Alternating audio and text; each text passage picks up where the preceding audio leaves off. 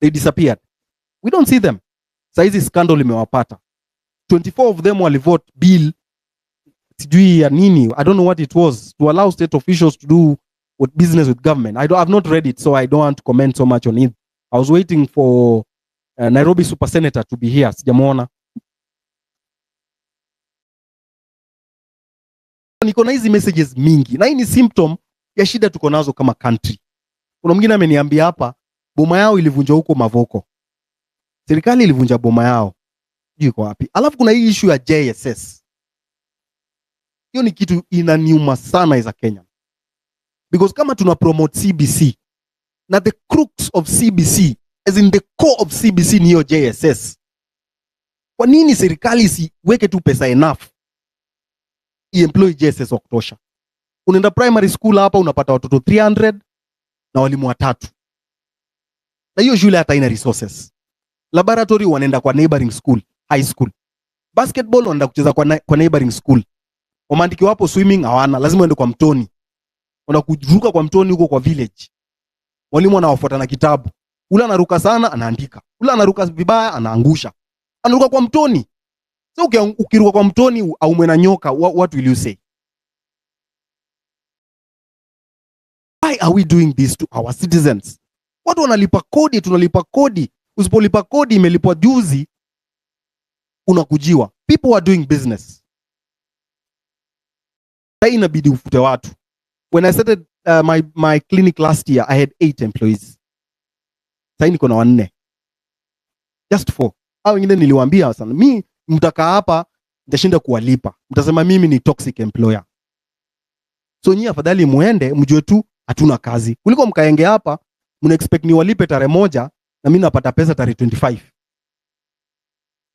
Hakuna vile nitawasaidia. Hata wanaona vile biashara ziko wanasema yenyewe it is true. Daktari Mbiti ako hapa. Ako na hospitali. Ameifunga.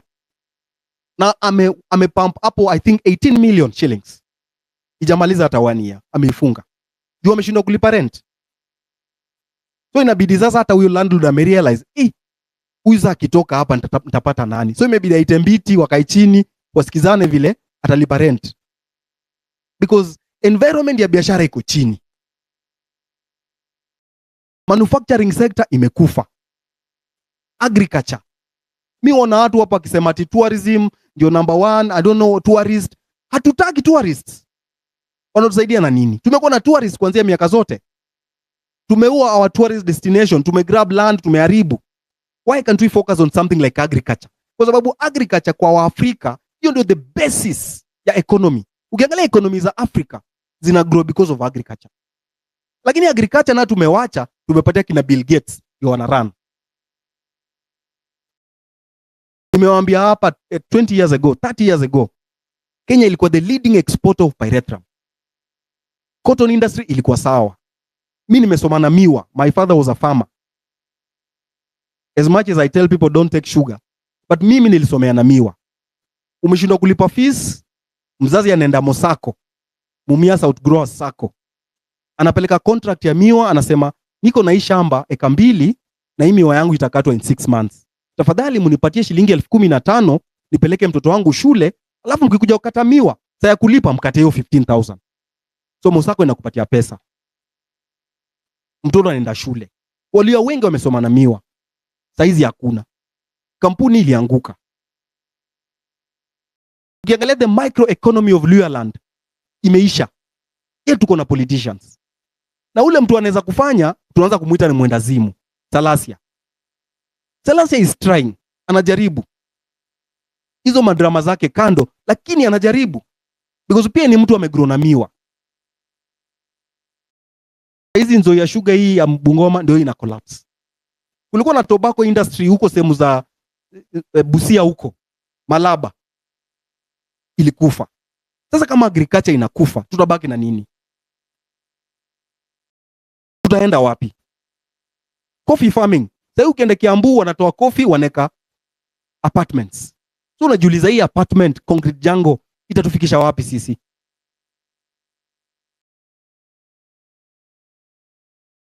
What is our future as a country?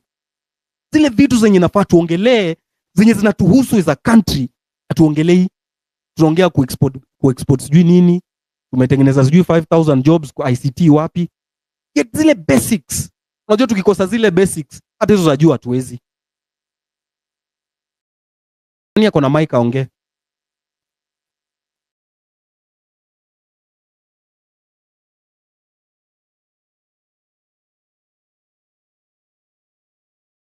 Gola.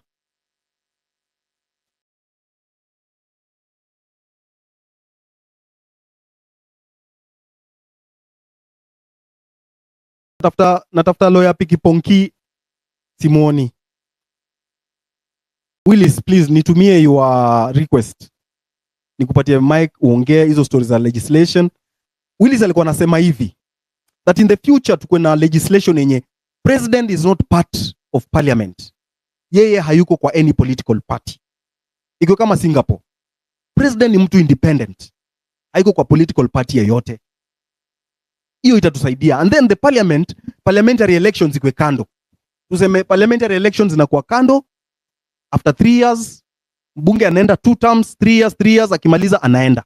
Saizi tuko na bunge, watu ni madinosaur huko. Mtu amekaa bunge 20 years. Ni nini ataleta ya maana ama mpya yenye itabadilisha Kenya? Hakuna. Mtu amekaa bunge 20 years, 25. Wabunge waende 2-3 years, ukifanya kazi poa urudi 3 years uende nyumbani. Upatie mwingine pia opportunity ya kurepresent your constituency kwa bunge. Si wewe peke yako unaweza represent. And then president atoke kwa party, asikwe part of this party politics. Hizi party politics ndio zinafanya saizi Rigiji na president hawasikizani because of party politics. So tutoe president asikwe kwa any party. Na akitaka kuongelesha wabunge hawaiti state house, anaenda kwa bunge. Anasema kitu anataka kusema, alafu wabunge wana debate, wanakubaliana kama amesema kitu poa, wanakubali. Kama amesema kitu mbaya, wanakataa. That's how we build our country. Lakini saa hii party politics imeharibu country yetu. Ndio maana tuko na hizi coalition of parties. Unapata party iko na members 3, iko kwa ruling party, kwa ruling coalition. Kuna party nyingine iko huko northeastern inaitwa UDM, hata mimi sijui. Watu wanasikia iko kwa ruling coalition. Unajua hii party ni kitu gani hii? Imefanya nini? So kitu itaendelea, utapata kila sasa ward itakuwa na party. Hii ward iko na party yake, ile ward iko na party, na zote zinaingia ruling coalition. Hizo ndo zinaharibu demokrasia ya Kenya. Kama nimekupatia mic ongea, we continue. I'm waiting for Willis atuongeleshe. Kama ametuleta, nilikuwa namuona Jimmy Wanjigi pia anataka kuongea, atuombe mambo ya public debt. Atuambie tuko wapi as a country. Because yeye ni kama anajua hizi stories zote. Atuambie sisi tuko na deni this much, lakini yenye tunalipa ni hii. So hii balance hii ni watu wanakula tu, watu wanaweka kwa mfuko.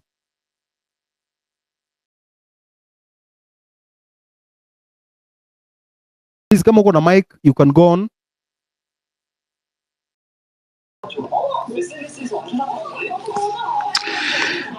Kuna kitu umegusia Merix about being in business.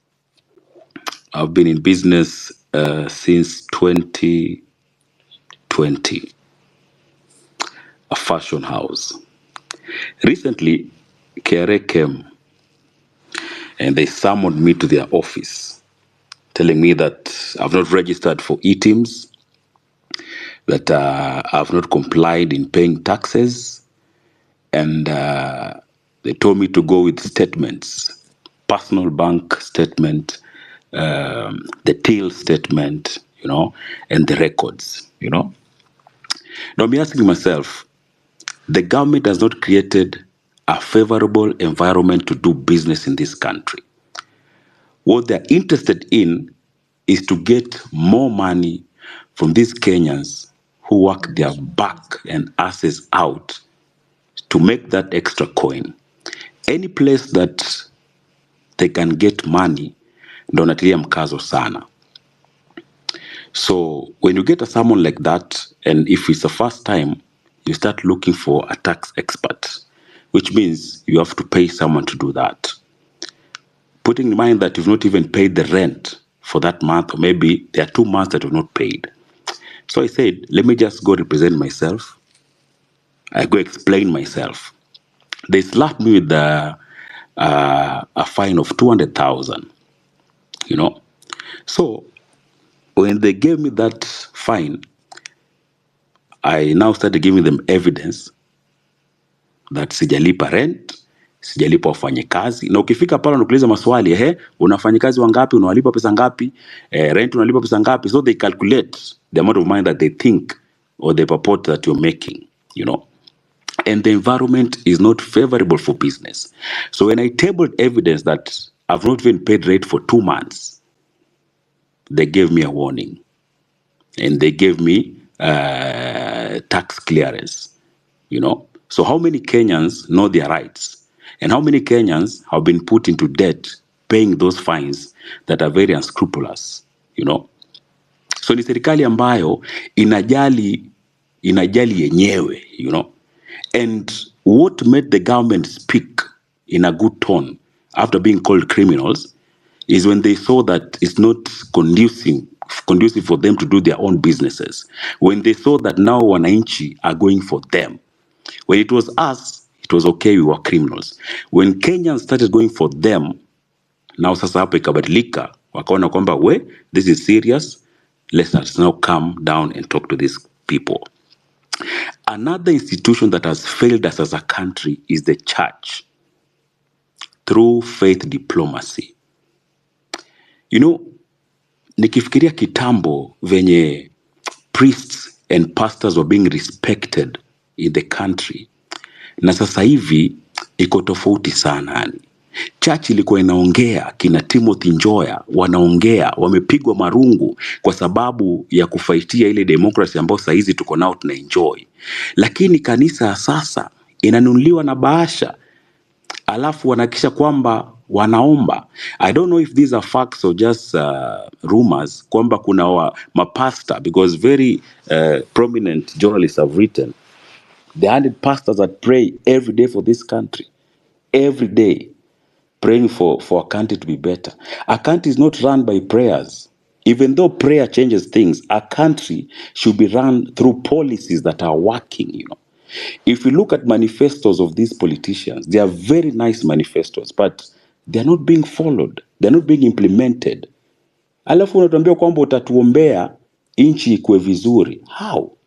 That's fucked up shit, you know. Like, these policies that are there, they need to be put into action, you know. They need to work on these policies. They need to make sure that they follow these manifestos. If they are followed to the latter, we're going to be in a good place. When you come to the sports industry, very incompetent minister. Showbiz kibao, left, right, and center. Fungua hii, fungua hii, fungua hii. Yet, ile joint hosting ambayo tumepewa ya kuhost AFCON, tunaweza ikosa kwa sababu hatuna viwanja. Inakuwaje tunakuwa host, tunaweza kupiga boli Zimbabwe? Serious. Such a country inakuwa na kiwanja. Sisi kama Kenya hatuna kiwanja. You know, how? Yet kuna pesa inatoka FIFA, kuna pesa inatoka kwa taxes za Wakenya, na hakuna kitu kinafanyika. You know? And inakuwa tu blame game. I'm challenging sports journalists in this country today, tonight. Speak up, you know. Speak up. Speak up and change the industry. Kwa sababu unasikiza mse wa bola anasema footballers have been turned into beggars. And it is so painful kwamba wanariadha wanaenda kule nje, they use their own effort, you know, wanatrain kivyao, then wakishinda ndo wanapokelewa na waziri hapa Kenya. Muziki hapa na pale ni nini, alafu inaishia pale. Yet hakuna facilities. If majuzi walikuwa wanalia kwamba wafunguliwe Nyayo, they do their practice. Ilikuwa imefungwa under renovation. Yet kukiwa na crusade inafunguliwa haraka inafanywa. Why? Why? These are questions that we need to be asking every day. Akija kiongozi katika stesheni, pigeni simu stesheni, ulizeni ya maswali. Akija kwa ground, ulizeni maswali. Why is this place not working? If you press and press and press, something will happen. Because right about now, something is happening. Because if a president can come to a space and listen to us, that should count for something. And let's continue pushing until that time that things will work in this country. Otherwise, if we keep quiet, if we keep mum, watazidi kutukalia, watutapikie, maka unajua kwamba watatununua tena ikifika mwaka 2027. So tufinye kabisa mpaka wakati ambapo tutaona kwamba industry na sekta zote zinafanya kazi. And don't say that your voice is small. You don't have to be a big wig on Twitter. You don't have to be someone who's known. Pale katika village yako, yule mbunge wako, yule MCA, yule governor, if they're not doing something right, speak up. Right now, we are heading in the right direction, and tukinyamazishwa hatatoboa. What happened during the last demos is what has been happening throughout independence. Kwa sababu unapata kwamba tumeamua kwamba tunampeleka Amerix aende atuongoze kama constituency ya Nyaribari Chache. Lakini kwa sababu kuna mtu pale anaitwa Mbaruk, ana pesa na labda ana wahuni fulani, the voices of those people that want change zinakandamizwa, alafu wale goons wanafanya wale wapiga kura wakae nyumbani wasipige piga kura, alafu yule mbaya anapita. It was evident juzi wakati Gen Z wametoka, goons wamekuja. Nani aliwaleta? We saw today wametoka concert pale Uhuru Park, wametembea Moi Avenue, wanaimba, wanaenda zao nyumbani. Hawana hooliganism yoyote, you know. So it is so painful to be a Kenyan at this time. It is so painful to talk about it, but we are heading the right direction. Thank you so much, Amerix, for this space. Naona sitaongea tena baada hapa.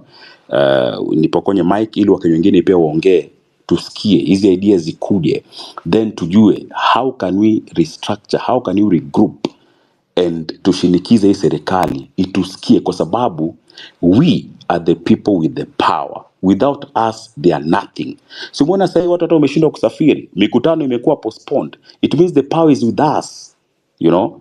And tukifinya watakubali na wataanguka nayo. Thank you so much. All right. Asante sana. I'm trying to add people here so that they can speak. Yes, Fatso, you can be a co-host. I've added Ombachi. I have added Kenya's #1 hater, Kaido. Accept and then come and talk to us. I see we have... right, thank you very much. Yes, Billy, I've given you a mic, you can talk. Right. Thank you very much. Thank you very much.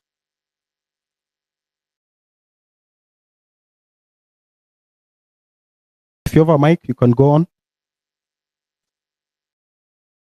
If you requested to speak, you know, the requests are many, I think 100 and something. So if you requested to speak and confirm if I've approved and start talking, so we don't waste time. Kaido?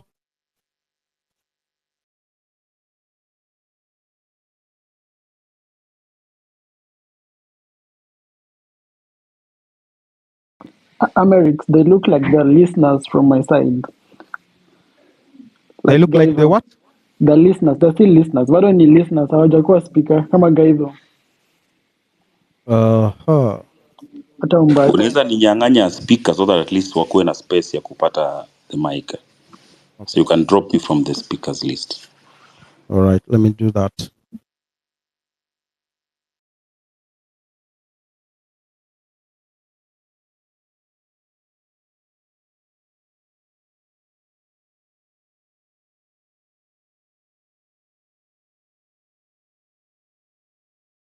I've done that. I've removed you from the speaker. Remove.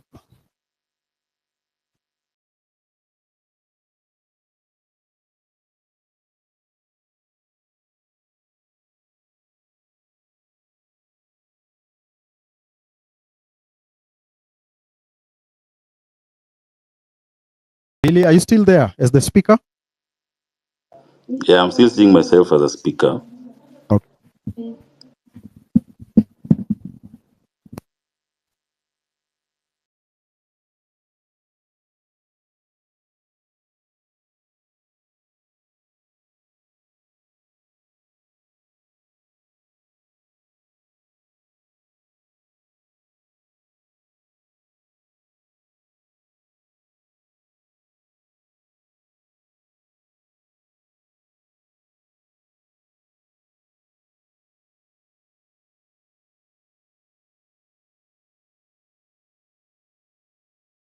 Just a minute as I invite, I remove these ones. Are you still a speaker?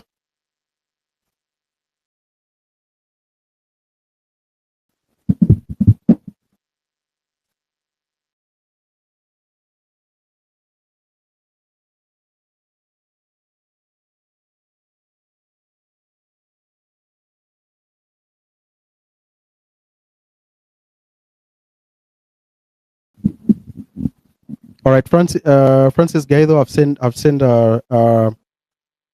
right, Ochieno, Willis.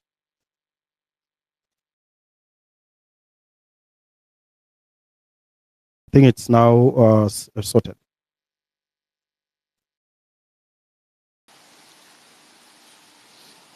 Testing 1 2. Can you hear me? Yes, we can hear you. Go on. Amerix, nice. Thanks for inviting me. Sorry, I'm late.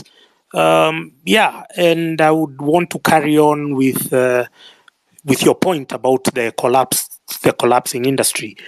You were talking about the sugar belt. You were talking about all the companies and all the outgrower farms which were supporting small holder, farmers and whatnot. And being from Thika, I have the same kind of experience. So Thika was an industrial town. It used to be called the Birmingham of Kenya. So there were all these companies, especially in the textile industry. There was KTM, there was what, and so because of the structural adjustment programs, they came with some malicious or notorious or mischievous attachments or riders that you must liberalize, you must open your market for cheap imports, and that's how the Mutumba sector grew. And so we are here glorifying the Gekomba industry and whatnot. We are glorifying them because of importing second-hand clothes. But essentially, the only reason why new clothes or brand new clothes are expensive in Kenya is because of taxes, is because of the environment which has made it unconducive to produce. So it goes the entire chain. They dropped all the subsidies, all the incentives they used to give to farmers who used to grow cotton or who used to rear sheep for wool. And so they made domestic production expensive. And then we opened ourselves for cheap imports. A lot of companies now shut down because they could no longer sustain, no longer, not just on the production.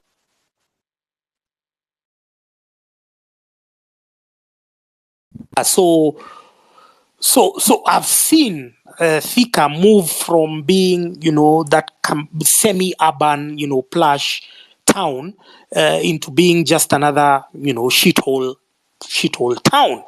Because of that, because of the parliament. Our problem begins and ends with parliaments when they talk about these structural adjustment programs.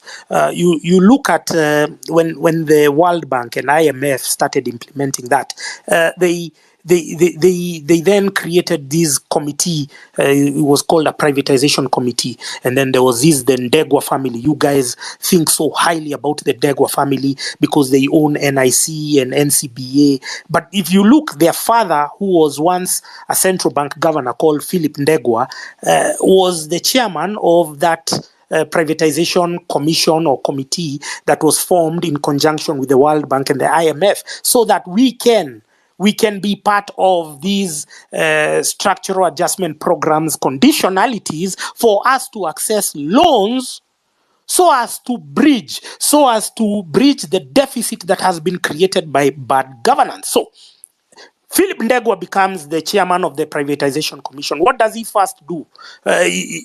Anajichotea pesa zake. He first grabs a few companies. There was Nairobi Airport Services called NAS. There were many other companies which were grabbed during that period. But then you'll realize that the World Bank is hiding behind some of these government officials, and then they make it as if that, we are selling these parastatals to clear our debt. But no, it is them who are grabbing. So during that period is when we saw the privatization of companies like Kenya Power If you look at Kenya Power, since it was privatized, has our power bills, have they been cheaper or more? So the privatization was just a hoodwink. It was just a scam crafted for a few elites like Mamangina to grab our state-owned corporations. Look at Safaricom. During the same period, we had the Kenya Post and Telecommunications Corporation. Then, because of some mambo jumbo and magic over here, we were told it must be privatized. And so Safaricom was a department under the Kenya Post and Telecommunications Corporation.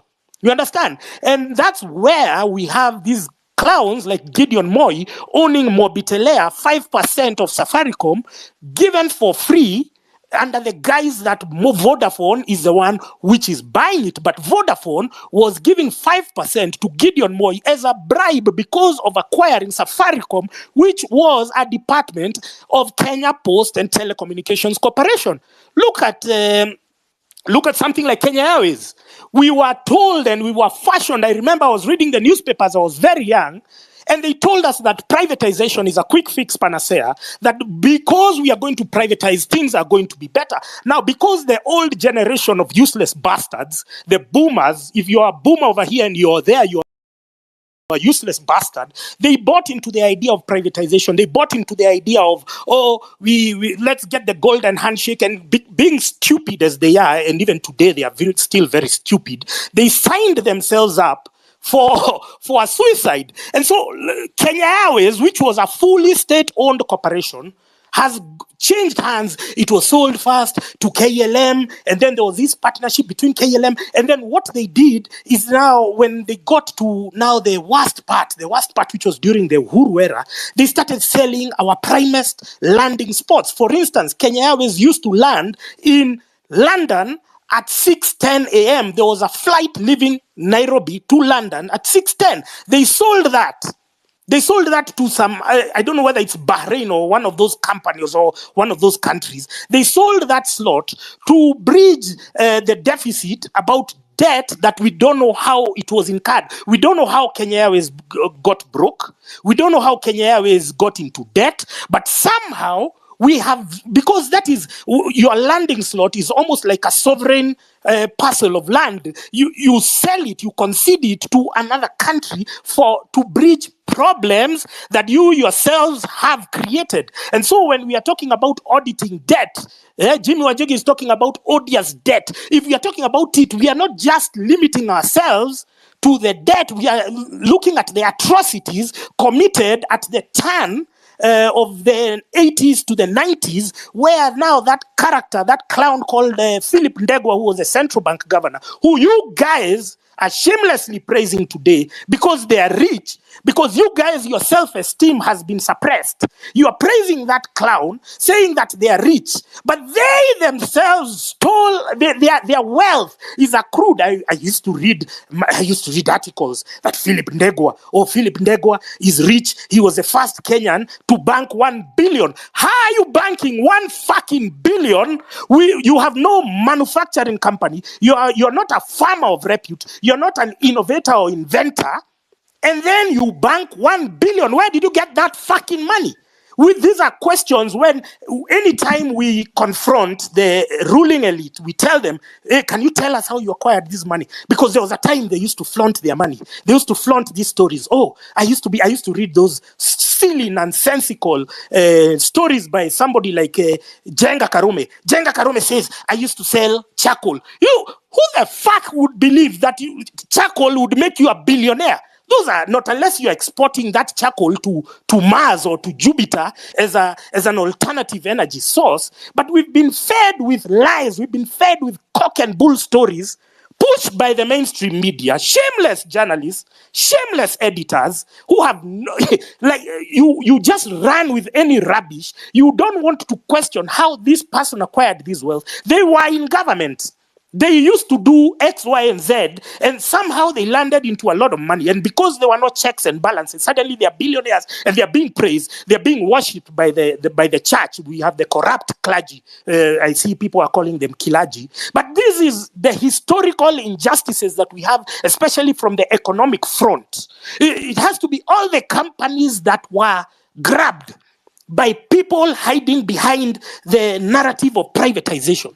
The people who hid behind the narrative of a golden handshake. People were told, hey, you take a golden handshake, you'll go home. And by the time those guys were taking a golden handshake and leaving, state-owned corporations, which were permanent and pensionable, they went to the villages and went to rot there to die. So this is, now we get to the sugar belt. Amerix was talking about it. He has grown up from there. His family has, I'm from the coffee sector. The coffee sector has supported me. Somehow it collapsed. And you are talking right now, you go to Kiambu Road right now, all the coffee is being chopped down, is being turned to real estate. Why?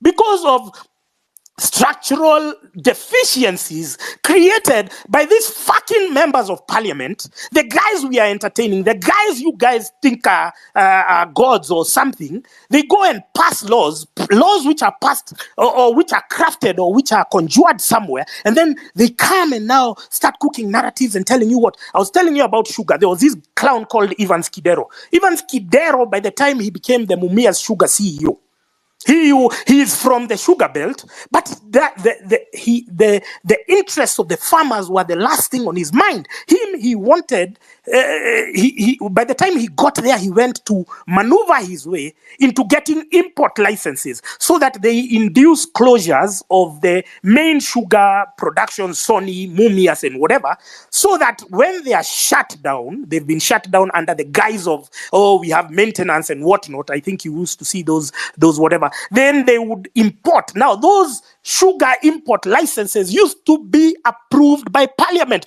by idiots like who? Like Boni Kalawale, like this other idiot, what's his name? This Waluke.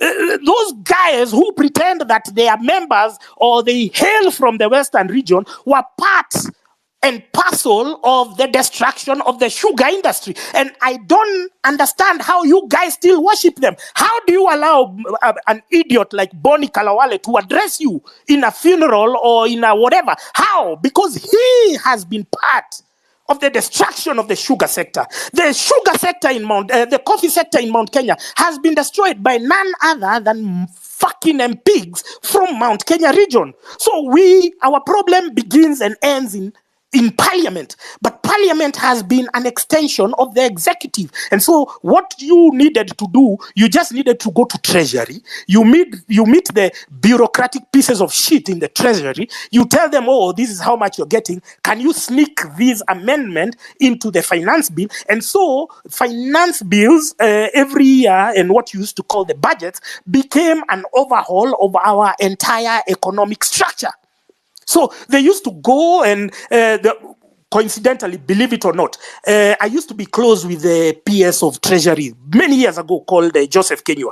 And one day I met him at his house and I told him, can we do a proposal for football? So we wanted, because my background is football, and we wanted to launch our sporting renaissance on the model of Britain, so that the government kind of like co-guarants the building of infrastructure. And I gave him the proposal, and then he organized a meeting for me at Treasury, and I met the budget committee. And I remember going, and I was very young, it was around 2008. And I remember going there, I was just finding guys, it was like Muhindis and it was just foreigners who were there, who went to give their budget committee. But I spoke to them, and instead of doing my project the way I had presented it, because it would have created a lot of jobs for the young people and we wouldn't be having the problem today, what did they do? They passed a law using my proposal where every constituency got 1 million shillings for football. I'm seeing some MPs who are in office at the time, they will tell you they got 1 million shillings for every constituency for football. Just know that was my proposal that was implemented inversely, because we are dealing with a bunch of stupid idiots in parliament, bureaucratic pieces of shit. And when we are saying that we want to get rid of and we want to overhaul our economic structure, we have to start with Treasury, we have to start with Central Bank, we have to start with the Ministry of Energy and other places where World Bank and IMF have seconded their stooges, their surrogates, to implement policies that are going to fuck us up. That's where we are going to start. So I'm bitter because I can see our Kenyans. I saw Bonnie Kalawale with some young people, and he's the one who has been there with Akina Kidero and Akina Waluke. They were destroying the sugar subsector, and so we are dependent on importation. Like now, there was this Galana Kulalu, which has consumed a lot of money. They have only harvested, I don't know, only 100 bags since 2009. Where has that money been going to? These are glaring corruption undertakings by the people who you then now come to worship in church. They come and donate money. They come with words of cash. And you guys are just there worshiping them. You guys are there worshiping them because they are driving big cars. You have to understand that our oppression is intertwined with the current political establishment. So we need to overhaul everything. I saw some of you useless bastards. You have no shame, and you are saying Matiang'i. Matiang'i is the scandals. He's been there in the Roraka land scandal. He created this CBC, which has messed us up, and you are there without any honor or shame saying, yeah, Matiang'i, because you've been paid a few shillings. Come on, man. The same way we are dealing with Osama because of betrayal is the same way we are going to be dealing with you when you're making some psychotic and deluded proposals like Matiang'i for presidency. We are not moving behind. We are moving forward. This whole thing is one big charade. Our companies which had employed our people. And so I would see people, because you are used to your parents having money. You are used to your parents having money to pay your school fees, your hospital, and whatever. And then suddenly they've lost their jobs. You don't understand why they lost their jobs. But they used to work in they used to work in Mumias. They used to get a job. They used to work, and you used to also get healthcare attached to your parents. And somehow I would see people sinking into depression. And then what was the other solution that the boomers at the time came up with? Oh, let's immigrate. So all of them, let's go to America, let's go to Britain, let's go to where? But how long shall we run away from self-manufactured problems? Because you elect thugs, you elect idiots. These idiots then go and steal your money.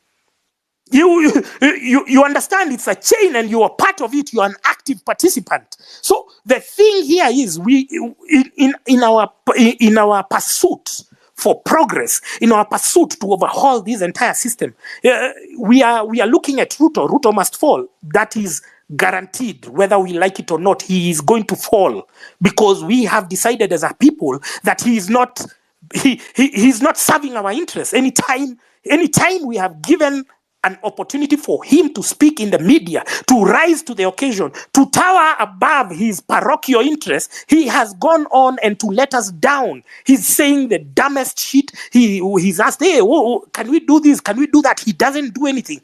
He says the worst thing. He has no sense of occasion. So we have agreed that he must go, whether it's 2027 or before, I don't know. It's the people to decide. But in the meantime, just look at the historical patterns from when World Bank started implementing the structural adjustment programs in the 1990s. The people who grabbed our companies. So when we are talking about audit, and I saw some audit committee made, it's just a mockery. These guys are insulting our collective intelligence. That those guys, they've put the most irrelevant of guys, they put the most useless of guys, because any committee that is talking about an audit without Okia Omtata and Jimmy Wanjigi is just a spectacular waste of time. So because we have detected the insincerity of these useless bastards, they have no intention of even meeting any of our requirements because they have not done anything so far. They are talking about reshuffling, and we are saying all these CSs, PSs, heads of department, all of them need to go because they are not ready to undertake such a purge. Then you structure your mind into a reality, a future, whether it will be 2027 and beyond, that we are overhauling the entire establishment. And when we are auditing, we are not just auditing the loans that Uhuru stole, because Uhuru must have stolen like 4 trillion shillings alone. We are not just auditing that. We are auditing where the problem started, and the problem started at the turn of the 80s to the 90s, where they grabbed our parastatals, which had employed our parents. Our industries, flagship industries, collapsed because of what? Tourism used to earn us foreign exchange. Coffee used to earn us foreign exchange. Pyrethrum, Sisal, everything, textile industry, nothing, everything was collapsed so that we can favor a bunch of useless bastards called importers. And those Yes. importers, sorry, Americs, give me 1 minute. Those All right. Those importers are the ones who are the authors. They are the orchestrators of our misfortune as Kenyans. And we must, because they have the power to influence policy, they have the power to influence laws. Your MPs go to the toilets, they are bribed with 10,000 shillings. Can you imagine a member of parliament being bribed with 10,000 shillings? He's on a payroll of 1 million. He has fuel allowance, he has everything, and he's being paid 10,000 shillings in the toilets of parliament to change the laws that is going to affect you. Come on, I'm going crazy over here. Sorry, Americs. I apologize if I went overboard. I'm sorry. It's a citizen assembly, so you are allowed to say whatever you want to say. Our common goal is one, our spirit is one, that we must overhaul the establishment. We must drain the swamp, because the swamp has been infested by crocodiles, pests, snakes. If there are people we need to pray for, they're the Kenyan journalists. The other day, I was reading an article that journalists at Standard have not been paid for 8 months. It is really, really heartbreaking. You can imagine a journalist is supposed to wear very good clothes. He or she must wear a very friendly face so that they can come on your screen and give you a story of a politician stealing money. And this journalist has nothing in the house, has not paid rent, doesn't know how they will go back. They have a car, yes, but they will park that car at their company parking lot. Then they will pick a matatu, go to the house. The other day, a journalist committed suicide. And we kept on asking ourselves, how can a journalist commit suicide? They look like they are happy. They go everywhere. They fly abroad. But the people who are facing the brunt of this economic decline, they are the journalists. And if a journalist is not empowered economically, they will not tell the true story. We might bash them. We might say, oh,